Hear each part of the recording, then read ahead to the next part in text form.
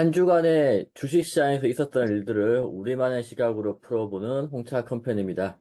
오늘은 첫 번째 이슈, 두산 바켓, 두산그룹 구조조정에 대해서, 지배구조 개편에 대해서 한번 가져와 봤습니다.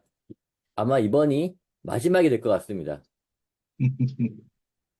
자, 29일이죠? 29일 오후 한 2시쯤에 매경에서 기사가 났습니다. 단독 이렇게 해서 두산 바켓 로보틱스 흡수 합병 철회 금감원의 정정 요구에 원안을 수정했다라는 기사가 났고요. 그 기사 제목을 보시게 되면 이날 오후 1시에 두산 바켓 이사회에서 포괄자 주식 교환 등등을 포함한 이런 지배구조 개편안이 철회됐다. 그리고 바켓을 로보틱스 100% 자회사를 만들고 상장 폐지하려던 것도 없던 일이 됐다. 대신에 에너빌리티의 신설 법인하고 로보틱스 간의 합병은 진행되고 바켓은 로보틱스의 자회사로 남게 된다. 그래서 두산이 하고자 했던 방안대로 진행을 할 수는 없지만 어찌됐거나 사업 재편의 실마리를 풀어나가겠다.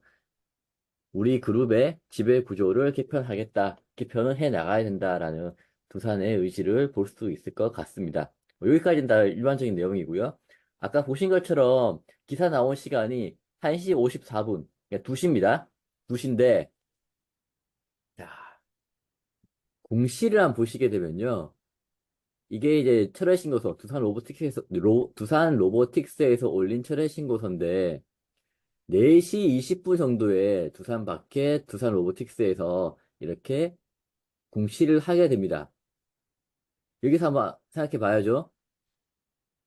공시되기 전에 기사가 먼저 나오게 되면 이거는 명백한 공정공시 위반이고요. 기사 내용을 보게 되면 오후 1시에 이사회가 시작됐다는 것까지 지금 노출이 되어 있습니다. 이렇게 회사 내부의 정보 보호, 정보 공유, 통제, 이런 것들이 잘 안 되고 있어가지고, 대한민국 회사들, 특히 큰 회사들일수록 더 그럴 수 있습니다. 왜냐면, 시장에서 이슈가 되고 있고, 들여다보는 사람도 많고, 관심 있어 하는 사람들이 많다 보니까, 이해 관계자들이 많으니, 거기서 이제 정보가 유출되는 건데요. 어찌됐거나 이제 이런 정보 유출, 그리고 선택받은 사람들이, 일부 선택받은 사람들이 이렇게 미리 정보를 아는 이런 일들은 좀 막아야 하지 않나, 저는 그렇게 생각을 해봅니다. 예, 이게, 그러니까 저번 주 금요일이었던 거죠. 29일이니까. 금요일 날이었는데, 이때 이제 잠깐 말씀해가지고, 저희가 이제 두산 마켓을, 저는 이제 증권거래, 증권신고서가 통과가 되지 않을 것이다라는 거에 이제 한 표를 던졌기 때문에, 근데 저도 이제 매경이 나왔다고 이렇게 단독 기사가 떴다고 해서 봤는데, 공시를 봤더니, 예, 공시가 안 나왔어요. 공시가 안 나왔어요.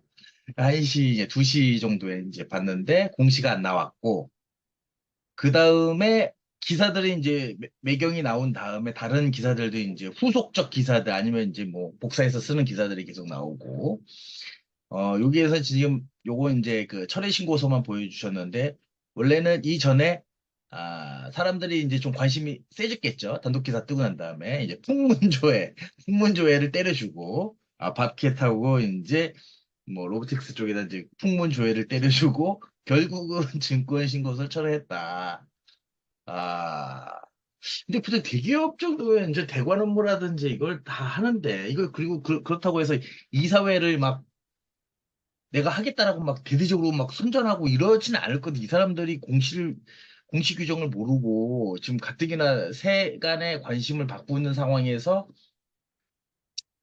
양측 이사회들 다 불러 막 드리고, 이제 물론 이제 아니, 그룹사 안에서 이제 불렀겠죠. 주요 사안이니까 뭐 기조실이 됐든 아니면 뭐 조종실이 됐든 뭐 미전실이 됐든 이런 데서 불러들여가지고 각각 이사회를 진행하자.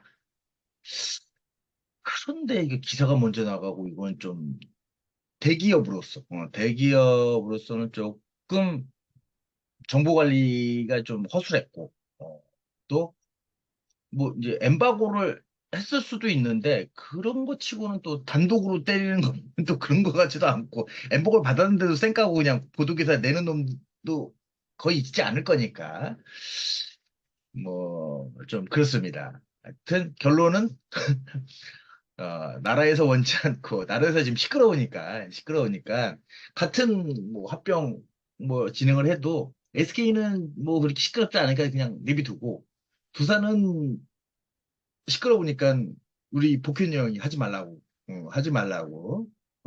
그렇게 얘기를 하니까, 하지 말라는데 뭐 할 수가 있나요? 당연히 철회를 해야겠죠. 하지만, 이제, 시간이 지나면서, 결국은 이 원안대로 갈 것이다. 제가 봤을 때는 결국은 음, 상장 폐지가 되고 합병을 하든 아니면 손자회사로 보내든 이 처음 프로세스의 종착점은 진행이 될 것이다. 시간은 물론 걸릴 거라고 생각을 해요. 시간은. 그 도중에 엄청난 일들이 벌어지지 않는 한은 그렇게 될 거라고 저는 이제 보여집니다. 이게 결국 이제 대한민국에는요, 성문법보다 더 무서운 게 국민정서법하고 정보기관의 압력입니다. 공개적으로 금감원의 헤드께서 이거 하면 안 좋을 것 같은데 라고 몇 번이나 말을 했기 때문에 금감원에 있는 다른 심사역이라든지 이런 분들 입장에서도 저걸 그냥 통과시켜주기 힘들었을 거고 그걸 빨리 눈치를 채고 안 하겠다라고 했어야 되는데 지금까지 끌고 온 게 아닌가 싶고요. 대신에 언젠가는 두산이 원하는 대로 하긴 할 겁니다. 저는 그렇게 생각합니다. 이 회사가 한번 마음 먹었기 때문에 시간이 걸릴 뿐이지 방법을 달리 하더라도 어떤 방식이 됐건 지금 하고자 계획 세웠던 그 방법대로 그리고 그 결과를 내기 위해서 부산에 훌륭한 사람들 그리고 김앤장이라든지 집고사라든지 이런 데서 온갖 훌륭한 사람들이 다 달라붙어가지고 그런 일 만들어낼 거고요. 이번 두산의 지배구조 개편에 대해서 찾아보게 되면 그 자문기관, 고문기관으로 김앤장과 NH증권, 한국투자증권이 포함되어 있다는 기사가 좀 있어요. 그걸 봐서는 이분들이 이제 앞으로 온갖 가지 좋은 그 아이디어를 내서 두산이 원하는 방법으로 만들어낼 것 같고요. 정보 유출에 대해서는 예전에도 이런 일이 가끔 있긴 했습니다. LG 화학을 분할해가지고 이제 LG 에너지 솔루션 만들 때 그때도 보게 되면 소문이 자꾸 나고요. 기사는 거의 실시간으로 회사의 이사회가 언제 일어나고 어떻게 의사결정되고 이런 것들이 거의 실시간으로 뉴스를 타고 나왔었습니다. 그럼에도 불구하고 처벌된 사람이 없다 보니까 지금도 계속 이렇게 일이 벌어지고 있고, 제 생각에는 이런 일, 정보 유출이라든지 이런 걸 통해서 누군가는 분명히 돈을 벌었을 거거든요. 그걸 강하게 처벌을 하는 게 유일한 방법이지 않나, 그렇게 생각을 해봅니다. 여기에도 NH증권이 있네요. 저번에도 이제 그 자진 상장 폐지하면서 어, 장내로 걷어들이는 때 주관사를 대부분 NH증권을 하고, 그리고 공시가 나가기 전에 보도기사 먼저 뿌려지는 사태들, 그리고 주가가 급등하는 사태들을 주관사들이 대부분 NH증권이 했는데, 이게 기울 수가 있습니다. 기울 수가 있는데, 이 뭔가 NH증권 사람들, 물론 증권사 사람들은 서로 이제 막뭐 환투가 됐든, 다시 이직을 해서 NH가 됐든, 근데 요 근래 최근 들어서, 어, 좀 언론사와 커넥션이 좀 많이 긴밀하지 않나, NH증권이. 왜냐면 NH증권이 주관사라고 했다라면 내용을 대충이라도 아니면 며칠 내에 결정된다라고 준비를 하고 있었을 거니까.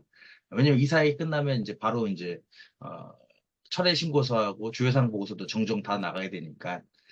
그리고 이제 하다못해 벌점이라도 몇 점을 맞을까. 이렇게 좀 미리 물어보기 때문에 다 예상을 하고 있었을 텐데, NH증권은 좀 그러네요. 하여튼 저는 농협 좋아합니다. 예, 농협이 최대 지수는 아니겠지만 하여튼 농협은 좋아합니다. 이게 이제 NH증권 뭐 김앤장 이런 쪽에서 정보를 유출했다고 볼 수는 없는데요.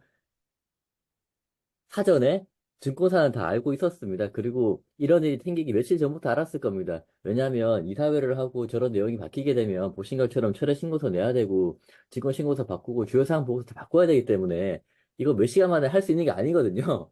그래서 미래는 알고 있었을 거다. 근데 계속해서 이제 정보 유출 문제가 발생을 하고 있는데 거기에 항상 껴 있는 게 증권사다 보니까 그쪽에 의심을 받는 거고요. 이 부분은 증권사만이 문제가 아니고 로펌이라든지 아니면 회사 내부에 관련되어 있는 사람들이라든지 뭐 다 연결돼 있어가지고 어느 한 부서의 문제라고 볼 수도 없고 우리나라 시장의 수준이 좀 높아져야 되지 않나 저는 그렇게 생각을 하고 있습니다. 좀 더 안타까운 소식이라면 지난주에 그 허부장님이랑 저랑 이제 내기를 해서 저는 올해 안에 안 되겠지만 어쨌거나 되긴 될 거다라고 했고 허 부장님은 안 된다. 내년까지 가겠지만 안 된다라고 했는데 이렇게 빨리 답이 나와버렸습니다. 철회가 됐고요. 그래서 제가 치맥을 한번 샀습니다. 예, 제가 내기에 졌습니다. 자, 다음은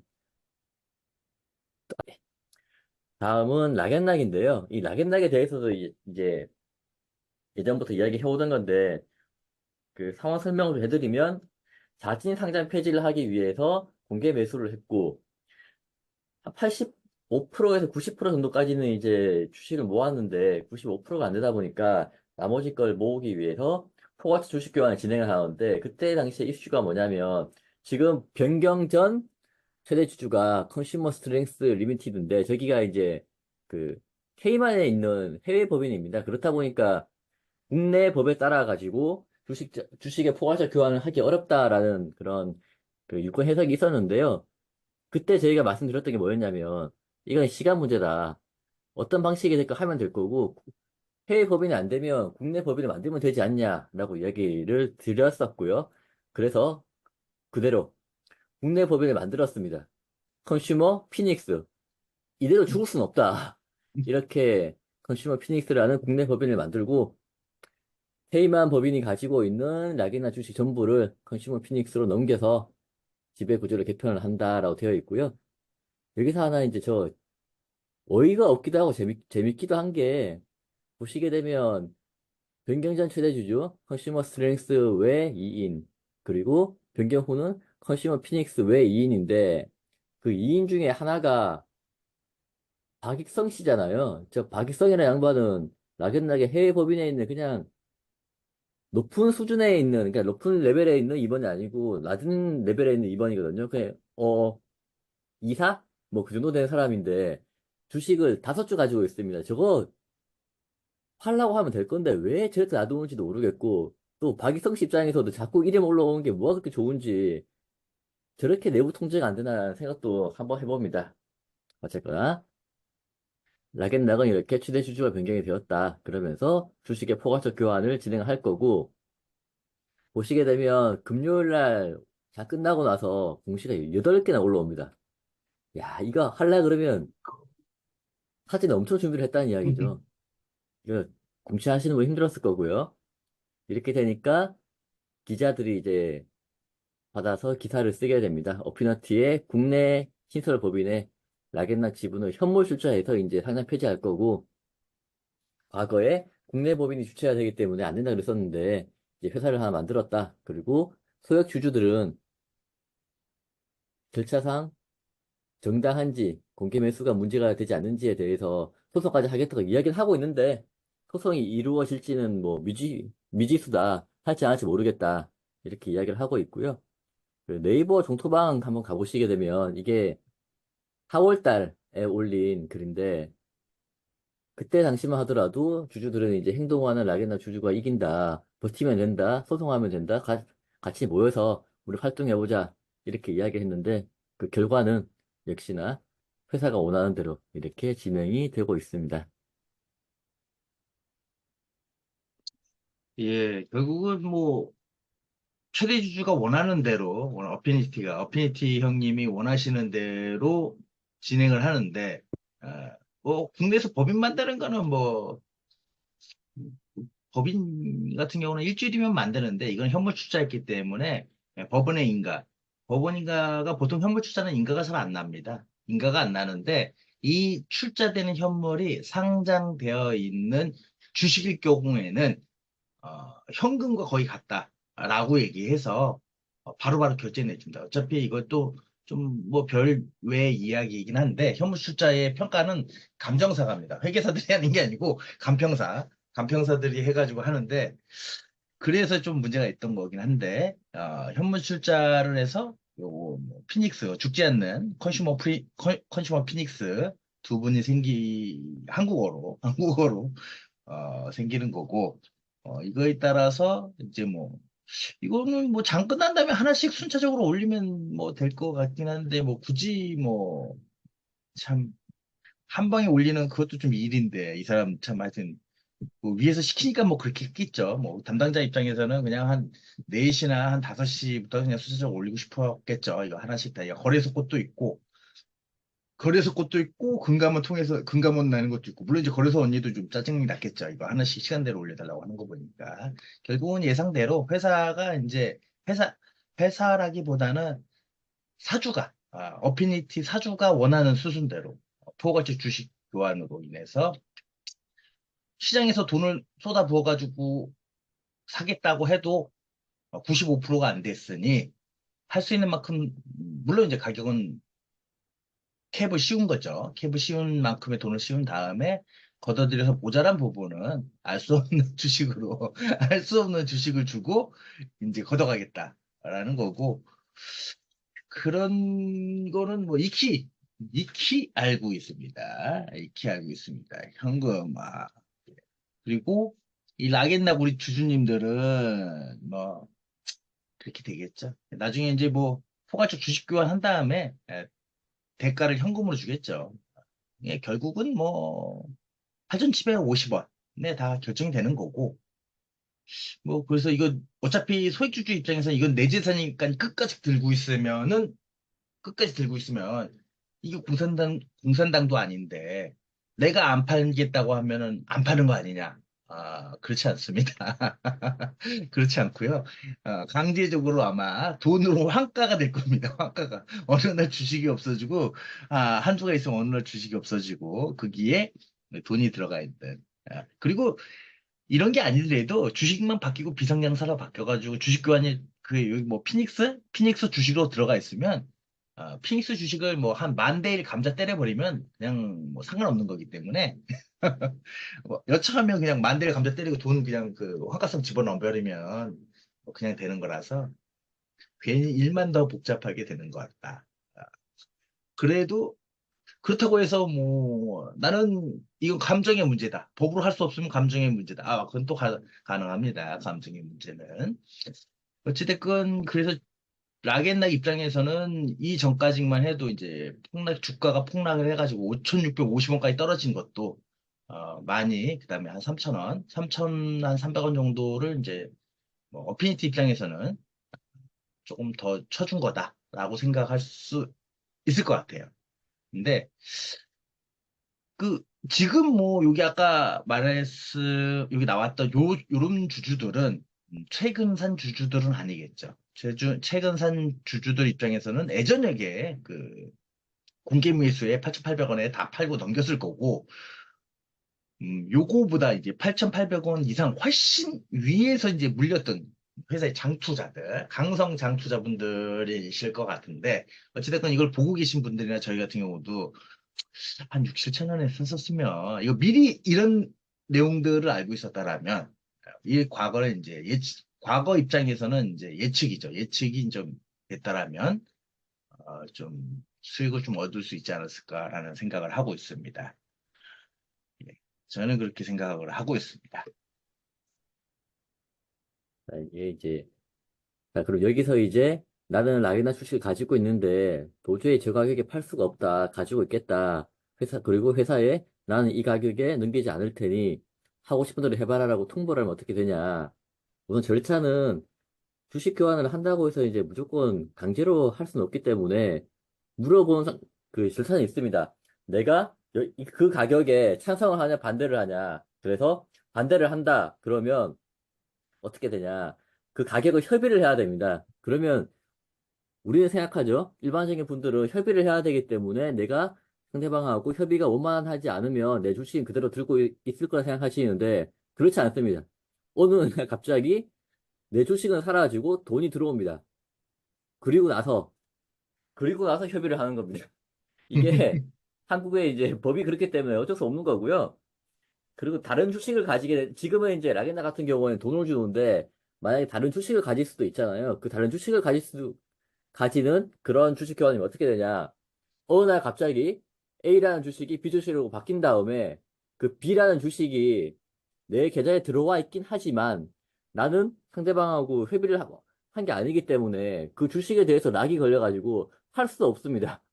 그래서 결국은 회사에서 한 대로 따를 수밖에 없는 그런 상황이 되고요. 버텨봐야 이제 방법이 없다. 법을 지키는 거기 때문에, 법을 그렇게 만들어 놨기 때문에 이거는 회사를 탓할 게 아니고 법을 바꿔야 된다. 인 거고, 그리고 요런 그 이벤트들에 대해서 유심히 보고 있다가 미리 이제 어떻게 움직일지 예상을 좀 하고, 그리고 미래를 좀 맞출 수 있으면, 작년부터도 어피너티는 락인락을 강제라는 표현이 이상하긴 하지만 자진 상장 폐지를 한 다음에 엑시트를 할 거다라는 이야기가 있었고요. 그렇다면 주가 좀 빠졌을 때 사놓고 있었으면 뭐 5,600원부터 8,000원까지 다 먹을 수는 없겠지만 뭐 2, 30% 정도의 수익은 낼 수 있었지 않을까는 그런 그 생각을 해보고요. 문제는 이제 락앤락이 한때 3만 원 넘게 갔었거든요. 그러면 2만 5천 원, 3만 원에 산 사람도 아직 있다는 이야기인데 그분들 입장에서는 이제 난리가 난 거죠. 한 3년, 5년 가지고 있었는데 3분의 1 토막이 났다. 그렇게 되는 그런 안타까운 그런 상황입니다. 다음은 이제 지난주에 이야기했던 호전 실업인데요. 호전 실업 같은 경우에 지난주에 이제 보여드렸듯이 일부 주주들이 지분을 모아서 회사로 그 주총을 열어달라고 서한을 보냈습니다. 이제 신청을 한 건데 그게 신청한다고 되는 게 아니기 때문에 소송은 그래야 될 거고요. 그리고 나서 뉴스가 난 건데 소액주주연합이 이제 회사에 서한을 보냈다. 이분들은 한 10% 가지고 있고 지난 7월 달에 회사하고 만났는데 그때 이제 한 100억 정도의 자사주 매입하고 PR 뭐 이런 거 약속을 했는데 지키지 않았다. 그래서 우리가 가지고 있는 10% 지분을 경쟁사에 넘길 거고 그 경쟁사에서는 이번 회의에 올리겠다라는 확인을 받았다. 이렇게 하고 있는데요. 자, 여기서 이제 저는 두 가지 생각해 보죠. IR 팀하고 만나가지고 자사주 매입하고 PR을 약속했다라고 하는데 아마 이거는 이분들 입장에서 약속이겠지만 회사 입장에서는 저런 것들에 대해서 니네 의견 잘 알았고 검토하겠다. 그리고 이슈가 있으면 PR 하는 건 당연한 거니까 우리도 그렇게 노력을 하겠다. 이렇게 했을 겁니다.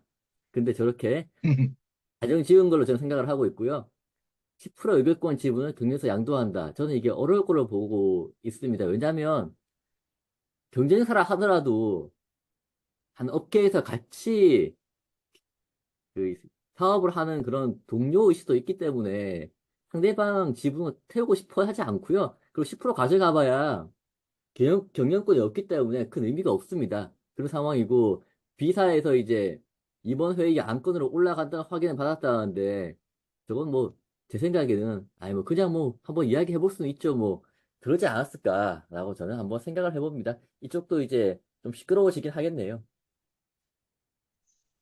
우선은 저도 요거 똑같이 생각해요. 이게 뭐 우선 그 자리에서 7월 달에 만데 50억에서 100억대의 자사주를 매입하고 이거를 적극적으로 피할하겠다. 근데 약속을 했다라면은 이 소액주주 대표들의 말대로 약속을 했다라면 이건 바로 그냥 공시 위반인데 그럴 리가 있겠습니까? 그럴 리가 있겠어요. 이거 그냥 말씀하신 통상적으로도 저희도 이제 그 회사에서 이런 분들 오시면 얘기하면 이게 그 주주들의 제안이나 의견도 주주들은 100% 얘기야. 무증을 때리든가 뭐 100% 자사주를 그 시장에서 걷어들여서 뭐 해라. 그럼 예, 저희도 뭐 열심히 하겠습니다. 검토에 적극적으로 검토를 해보겠습니다. 그럼 근데 그거를 이제 이분들은 약속을 했다. 근데 정확히 요거 좀 국어라서 그런가? 이게 자사주 매입과 매입과에서 생략하고 가로치고 검토하겠다. 그리고 그 매입하게 되면 그것을 가지고 적극적으로 PR하겠다. 약속한 거는 적극적인 PR이지 자사주 매입을 한 것은 아니다. 이렇게 말장난, 그런 건 아닌 것 같고요. 예, 근데 좀 소액주주 입장에서는 당연히 자기들이 듣고 싶은 것만 들었을 거라고 생각을 하고요. 예, 그리고 소액주주 연대에서 뭐, 경쟁사에게 지분 10%? 블록딜 넘겨주면 뭐, 이게 만약에 지금, 근데 호전실업이 10%, 지금 최대 주주 및 특수공개자가 41%인데, 10% 갖고 있다고 해서 주유주주 공시만 낼 뿐이지, 공시 의무만 늘어나고만 할지. 근데 그렇다고 해서 이 소액주주가 지금 시가보다 훨씬 낮은 가격에 할인가액으로 넘길 거는 아니잖아요.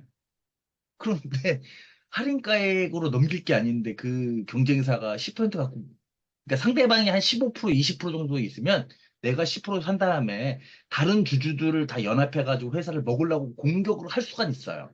이제 그러기 위해서는 이렇게 먹으면 이건 좀 이제 좀 어필하는 방법, 그러니까 회사를 압박하는 수단이 될 수 있는데 회사가 40%를 갖고 있는데 10%, 20% 넘긴다고 해서 누구나 깜짝 안 할 것 같은데. 그리고 10%를 그 경쟁사 입장에서 이거는 블록딜로 살 것도 아니고, 블록딜로 살 것도 아니고, 이 사람들이 시장에서 걷어들일 것도 아니고, 그 지분 공시만 늘어나고 자기 회사의 주주들한테 지탄을 받을 텐데, 가만히 있을 것 같지는 않고요. 임원회의 안건으로 올리겠다는 확인. 제가 봤을 때는 이 내용은, 이 호전 실업이 그냥 사고 사례 전파인 걸로, 사고 사례 전파로 될 것 같아요. 호전 실업에서 이러이러한 동종업계에서 이런 지금 일들이 벌어지고 있다. 우리라고 그런 일들이 벌어지지 않다는 보장이 없다. 우리도 조심하자. 상장사라면 여기 말씀드리는 이 경쟁사가 상장사라면 그렇게 할 거고 비상장사라면 이제 뭐 우리도 상장 여부 검토할 때 뭐 이렇게 할 수도 있는 거니까. 그리고 임원회의라는 건 뭐 별다른 게 없을 것 같아요. 제가 대기업 아니고서는 임원회의 크게 의미 없습니다. 보통 코스닥이나 이런 작은 회사 그 사주 오너에 의해서 운영되는 회사에서는 오너 의사가 최고인 거지. 임원 뭐 끼고 뭐 영업이사 한 명 뭐 영업이사 전문 뭐 와가지고 그냥 뭐 그냥 그런가 보다. 사장님하고 분위기 좋을 때 한번 술 먹을 때 얘기해서 그 하는 게 더 그 회사에 어필이 되지. 그러니까 제가 나쁜 회사만 다니고 조그만 회사만 다녀서 그런지 몰라도 뭐 대기업도 마찬가지일 것 같아요. 임원회의 안건으로 올려봤자 그게 뭔 의미가 있어요. 그냥 안건으로 올려서 그냥 사고 사례 전파가 될 것 같다. 제가 봤을 때는 그런 것 같아요. 이번 오셨는데 뭐 이걸 뭐 온천에 할인해서 팔 것 같지도 않기 때문에 제가 봤을 때는 10% 갖고는 택도 없다. 예. 그리고 상대방의 지분이 최대 주주가 40%가 넘기 때문에 큰 의미가 없다. 비등비등해지지 않는 한은 큰 의미가 없다라고 봅니다. 그럴 수도 있습니다. 갑자기 든 생각인데요. 경쟁사에 이제 만약에 디스카운트를 해서 경쟁사에 넘긴다. 뭐 그럴 수 있죠. 할 수 있겠지만 디스카운트를 할 것 같지도 않고요. 일반 주주들이. 그리고 만약에 디스카운트를 했다. 뭐 보통 이제 블록딜을 하게 되면 5%에서 8% 정도 디스카운트를 하게 되는데 뭐 10% 이상 시원하게 했다. 그러면 오케이. 산 다음에 호전실업한테 넘길 수도 있습니다.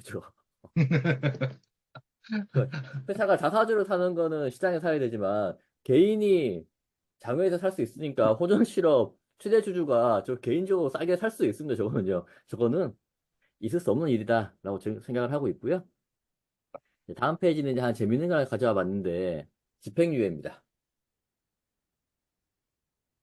공시에도 집행유예가 있습니다. 이거 한 회사의 이제 공시 내용인데 타인에 대한 담보 제공 결정 이거를 3월 달에 발생을 했는데 뭐 어떻게 다 밝혀졌는지 8월 달에 공시를 하게 됩니다. 한 5달 정도 지연했죠. 이게 말이 지연이지 누락한 거고요. 그랬더니 8월 19일 날 바로 이제 불성시 공시 법인 지정 예고가 나갔을 거고, 그리고 8월 30일에 불성실 공시 법인 미지정으로 됐다. 지정하지 않았다. 근데 이유는 지정 유예다. 벌점이 6점이다. 사실 이거 벌점 6점이 작은 게 아니거든요. 근데 누락 2개 했는데도 불구하고 불성시 공시 법인을 미지정했다라는 거는 이거는 저는 이제 하나 참 특이한 게 공시 제도에도 집행유예가 있구나. 새롭게 생각을 해보고요. 그리고 그러면 불성시 공시 법인으로 지정된 회사들은 도대체 얼마나 큰 죄를 지었길래 그렇게 불성시 공시 법인 되냐 그런 생각을 해봅니다. 이게 뭐, 우선은 그 공시 누락, 이거 공시 누락이죠. 타인에 대한 담보 제공 결정 지연, 한 건, 타인에 대한 담보 제공 결정 지연 두 건, 정정한 것에 대한 두 건을 3월 달에 했었어야 되는데, 담보 제공한 건데, 보통 제 보면 이게 정정인 거 보니까, 내용이 아마 계약 연장, 담보 제공 최초 했던 거를 그 다음에 기간이 경과되면 이제 계약 연장을 해주면 연장을 한 거에 대해서 공시를 안 낸 것 같아요. 옛날에 한 번 냈으니까 뭐 담당자의 누락이 됐든 뭐 계약 부서에서 현업에 공시 담당자 제공 안 했다 하여튼 누락이 됐어요. 두 건이. 제가 봤을 때 추측컨대는 이 타인에 대한 뭐 자회사가 되겠죠. 자회사나 관계회사에 뭐 담보보증 서준 거를 대해서 계약 연장한 거를 공시를 내지 않은 거다. 누락한 거다. 한 거로 보이고 그 건이 두 건인데 이 공시를 알고 나서 바로 공시를 했겠죠. 그리고 지정예고일이 5일. 이거는 보통 공시를 내면 뭐 지연 공시를 내면은 이제 담당자들이 반성문이라고 하는 사유서를 제출하게 됩니다. 사유서는 5일 이내, 이제 일주일 이내에 반성문 제출하면 되고, 그 사유서라는 건 뭐 별거 없어요. 이 현황, 왜 이렇게 됐는지, 공시사항을 왜 누락하게 됐는지, 거의 대부분 다 핑계됩니다. 막 여러 가지 핑계대고, 결론은 이제 다음부터 이런 일이 안 생기고, 뭐 교육을 철저히 하고, 뭐 현업에서 뭐 이런 일이 안 되게 교육을 강화하고, 담당자의 뭐 전문적인 교육, 이런 거 엄청 씁니다. 이제 뭐 그래봤자 한 장에서 두 장 정도? 그리고 규정들 막 갖다 쓰고, 그래서 한 일주일 정도. 이건 좀 지정 예고일이 좀 빨리 나온 편이긴 한데요. 바로 이제 기한 되자마자 공시 시스템으로 날리는 거니까. 그리고 공시 결정일은 2주 있다가 이제 30일 지정 예고한 다음에 2주 있다가 나온 거고 지정유예는 좀 잘 안 주는데 잘 안 줍니다. 이게 6점이라는 거는 3점 3점 3점 3점 한 건당 3점 건당 3점이기 때문에 세진 않습니다. 주유상 보고서 막 유상증자 철회 이런 건 좀 세죠. 4점 뭐 6점 사안에 따라서 뭐 8점 때리는 경우도 있습니다. 8점은 1일 거래 정지 1일 8점 이상은 1일 거래 정지 예, 1일 거래 정지 6점도 세죠. 이제 쿠스닥 같은 경우 15점이 관리 종목 들어가는 거니까 1년 이내 15점 넘어가는 거니까 근데 좀, 이 회사가 공시 교육도 잘 받았고, 이 회사 공시 담당자나 공시 책임자의 교육도 잘 받았고, 뭐, 여러 가지 감형 사유들이 있죠. 뭐, 이런 감형 사항들을 막 하고, 그 다음에 좀 담당자도 열심히 노력을 한 거죠. 반성문도 성실히 쓰고, 뭐, 혈서를 썼나? 하여튼 그러진 않은 것 같은데, 가끔 지정유예는 많이 때려줍니다. 가끔 이제 지정유예는 해가지고, 우리 홍차 형님께서는 이제 너무 좋고 아름다운 회사들 그 불성실 공시법인 지정이 되신 적이 없어서 저는 이거 수두룩하게 가장 최근에도 몇 번 됐습니다. 지금 기다리고 있는 것도 있습니다. 저는 이제 기다리고 있는 것도 있어가지고 지정유예 받으면 좋죠. 예. 뭐 세부적으로 디테일한 뭐 그 룰이 있긴 있습니다. 길이 있긴 있습니다. 그 공시 담당자 6개월 받고 성실히 받으면 0.5점 감형 그리고 뭐 여러 가지 막 사유들이 있는데 그 중에서 뭐 기타 참작할 사항 알 수가 없는 거죠. 하지만 그런 것들이 있다. 그런 것들이 있기 때문에 지정 예고도 가끔 받습니다. 가끔 얘기를 받는 거라서 예. 저는 뭐 솔직히 보긴 봤지만 저는 지정 유예를 받아본 적이 없어요. 한번 이렇게 착한 사례를 받아본 적이 없습니다.